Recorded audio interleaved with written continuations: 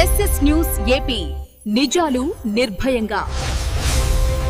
Nellore city నియోజకవర్గ పర్యటనలో భాగంగా పురపాలక శాఖ మంత్రి పొంగూరు నారాయణ ఆదివారం పలు అభివృద్ది పనులకు శ్రీకారం చుట్టారు.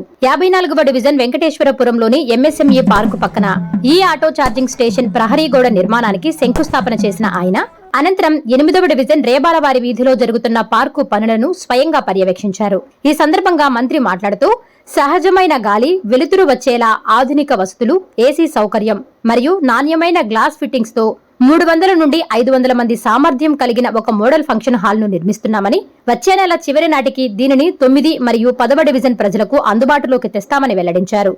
నగర పారిశుధ్యం కోసం ప్రతి 1000 ఇళ్లకు 1 చొప్పున మొత్తం 200 ఎలక్ట్రిక్ వాహనాలను ప్రవేశపెడుతున్నామని, అలాగే దొంతాలి డంప్ యార్డులోని 5 లక్షల టన్నుల పాత చెత్తను క్లియర్ చేసి అక్కడ వేస్ట్ టు ఎనర్జీ ప్లాంట్ ను ఏర్పాటు చేస్తున్నామని ఈ సందర్భంగా ఆయన స్పష్టం చేశారు.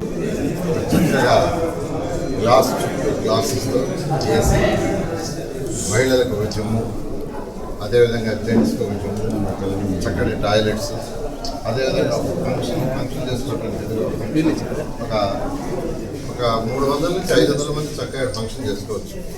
పిల్లల బర్త్డేలు కానీ ఏదైనా చిన్న చిన్న ఫంక్షన్స్ కానీ ఒక 500 మంది వరకు కూర్చుకొని ఫంక్షన్ చేసుకున్నట్టుగా ఈరోజు మున్సిపాలిటీ వాళ్ళు చక్కగా దీన్ని తీర్చిదిద్దారు.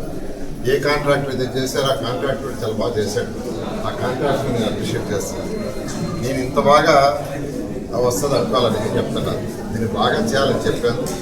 చాలా బాగా చేశారు. కొద్దిగా వర్క్ ఉంది, అది కూడా రాబోయే ఈ నెలాఖరు లోపల కంప్లీట్ చేసేసి ఏసీలు కూడా ఫ్రీ చేశారు. చేస్తే దీన్ని యాక్చువల్గా ఇక్కడ ఉండే ప్రజలకి ఇది 8వ డివిజన్ 10వ డివిజన్ మధ్య వాళ్ళకి ఉపయోగపడుతుంది. అయితే ఇక్కడ ఒక విషయం, నేను ఈ సర్వేపల్లి కాలం కట్ట సిఆర్పి డొంక ఆ సర్వేపల్లి కాలం మీద ఎలక్షన్ అప్పుడు తిరిగేటప్పుడు ఒక పిల్లవాడిని అదిరికి వచ్చాడు. పిల్లవాడిని అదిరికి వచ్చి సార్ మాకు పార్క్ కావాలన్నాడు. కట్ట మీద తిరిగేటప్పుడు నేను వాడితో అన్నా, రేపు ప్లేస్ లేదు కదరా, ప్లేస్ ఎక్కడ నుండి చెప్పు, ప్రభుత్వం రాగానే నేను ఫస్ట్ శాంక్షన్ చేస్తాను అన్నా. లేదు సార్ పలానా దగ్గర ఖాళీగా ఉంది సార్, స్థలం అంతా డెమాక్ చేయండి బిల్డింగ్స్ పలానా దగ్గరని ఆ పిల్లవాడు చెప్పాడు.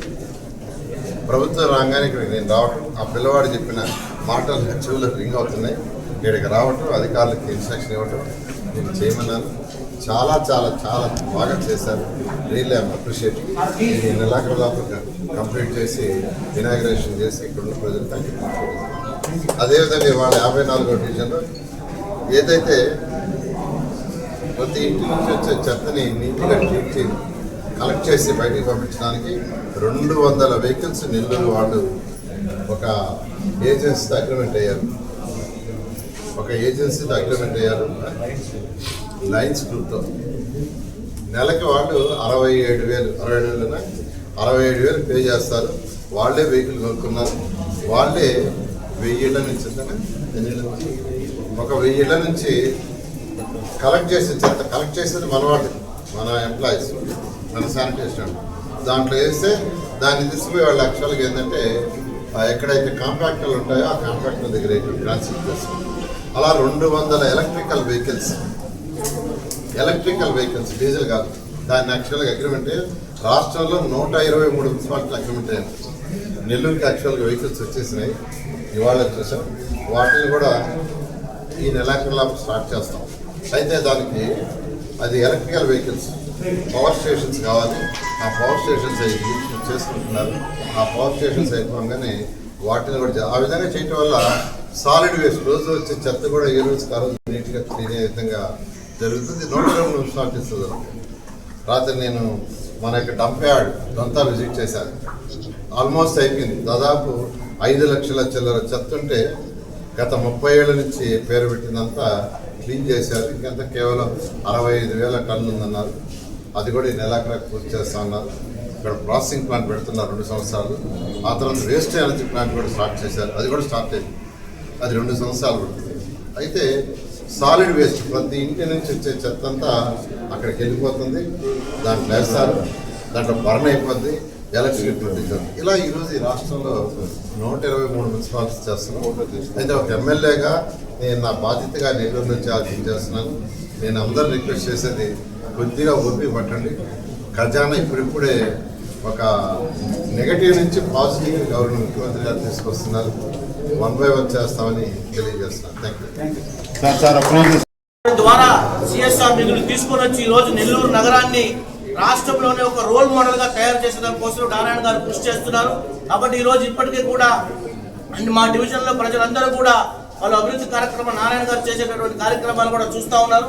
ముఖ్యంగా ఏదైతే ఒక 3 నెలల క్రితం ఇదే పార్క్ నారాయణ గారు ఈ పనులు పరిశీలించడానికి వచ్చినప్పుడు అక్కడే మా డివిజన్ లో ఉన్నటువంటి జేవీ రాజు హోమ్స్ వారు అందరూ కూడా సార్ దగ్గరికి వచ్చి, సార్ మా అపార్ట్మెంట్ ముందు కొంచెం డ్రైన్ శాంక్షన్ చేయించండి అని అంటే వెంటనే అక్కడ కన్సర్న్ ఆఫీసర్లను డిఈ గారిని పిలిచి ప్రపోజల్స్ వేయమని చెప్పి వెంటనే కూడా తిరిగి మళ్ళా సార్ ఇక్కడ విజిట్కి వచ్చే లోపల ఆ కాలం పూర్తయినటువంటి విషయాన్ని వారందరూ కూడా అశ్వద్వానాలతో అపార్ట్మెంట్ కు సంబంధించినటువంటి వాసులు అందరూ కూడా ఇక్కడికి వచ్చి సార్గా అభినందించడం కోసం వచ్చిన రావడం జరిగింది.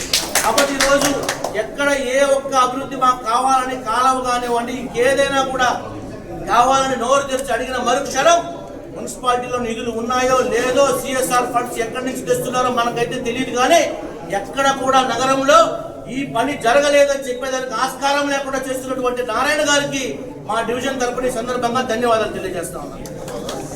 నెల్లూరు నగర నియోజకవర్గంలోని 8వ డివిజన్లో రేపాలవారి పార్క్ నెల్లూరు నగరం నుంచి ప్రాచుర్యం వహిస్తున్నటువంటి గౌరవనీయ రాష్ట్ర పురపాలక పట్టణాభివృద్ధి శాఖ మంత్రులు డాక్టర్ పొంగూరు నారాయణ సార్ గారు ప్రత్యేక దృష్టి సారించి ఈ పార్కు అన్ని రకాలుగా ప్రజలకు అందుబాటులో ఉండాలా.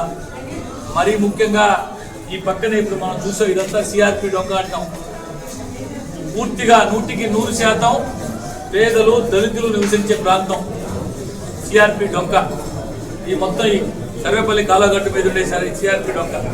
దీన్ని ఆనుకుని ఉన్నటువంటి ఈ పార్కు ఈ పేదలకు అందరికీ ఉపయోగపడాలా, ఈ పేద ప్రజలందరికీ ఉపయోగపడాలని ఆలోచన చేసి ఇక్కడ పార్కుతో పాటు ఒక ఫంక్షన్ హాల్, ఇక్కడ నివసించేటటువంటి పేదలందరూ కూడా మినిమం ఛార్జెస్ అంటే కరెంటు బిల్లు, ఇక్కడ శానిటేషన్ ఛార్జెస్ వగైరా మాత్రమే తీసుకుంటూ మున్సిపల్ శాఖ ఆధ్వర్యంలో ఒక పార్క్ అత్యాధునికంగా 1,40,00,000 రూపాయల వ్యయంతో, బహుశా నెల్లూరు నగరపాలక సంస్థలు అయితే ఇటువంటి పార్క్ ఈ విధంగా లేదు. నెల్లూరులోనే కాదు, ఈ చుట్టుపక్కల ఏ కార్పొరేషన్లో బహుశా ఉందో లేదో నాకైతే తెలియదు. కానీ పెద్ద పెద్ద మహానగరాలకి పరిమితమైనటువంటి ఈ విధంగా ఆలోచన పేదలు దళితులు నివసించేటువంటి ప్రాంతంలో ఒక అత్యాధునిక వసతులతో ఫంక్షనాలు నిర్మించాలా. దానితో పాటు చుట్టుపక్కల పార్కు, అదేవిధంగా జిమ్, పురుషులకు సపరేట్గా ఒక జిమ్ము, మహిళలకు సపరేట్గా ఒక జిమ్ము. మీరే చూసేది అద్భుతంగా తీర్చిదిద్దారు నారాయణ సార్ గారు. ఇదే కాకుండా నెల్లూరు నగరం మొత్తం అద్భుతంగా తీర్చిదిద్దుతున్నారు నారాయణ సార్ గారు. అటు ప్రభుత్వం వైపు నుంచి వచ్చే అభివృద్ధి సంక్షేమంతో పాటు నారాయణ సార్ గారి కుటుంబం, నారాయణ సార్ గారి స్నేహితులు సన్నిహితుల ద్వారా అనేక మార్గాల్లో సిఎస్ఆర్ ఫండ్స్ తీసుకొస్తూ విద్య, వైద్యం, ప్రజలకు కావాల్సిన మౌలిక సదుపాయాల కల్పన, వీటి మీద ప్రత్యేక దృష్టి సారించి అన్ని రకాల ప్రజలకి అత్యధిక మెజారిటీతో తనని గతంలో ఎప్పుడూ లేని విధంగా నగర నియోజకవర్గం నుంచి 74,000 ఓట్లు పైచిలకు మెజారిటీతో గెలిపించిన ప్రజలకి తన వంతుగా, తన కుటుంబం వంతుగా రుణం తీర్చుకోవాలనే ఆలోచనతో బ్రహ్మాండంగా చేస్తున్నాడు నారాయణ సార్ గారు. మరి నెల్లూరు నగర ప్రజలందరూ కూడా నారాయణ సార్ గారికి వారి ఆశీస్సులు, భగవంతుని ఆశీస్సులు ఉండాలని చెప్పి ఈ సందర్భంగా కోరుతున్నాను. Please subscribe SS News AP.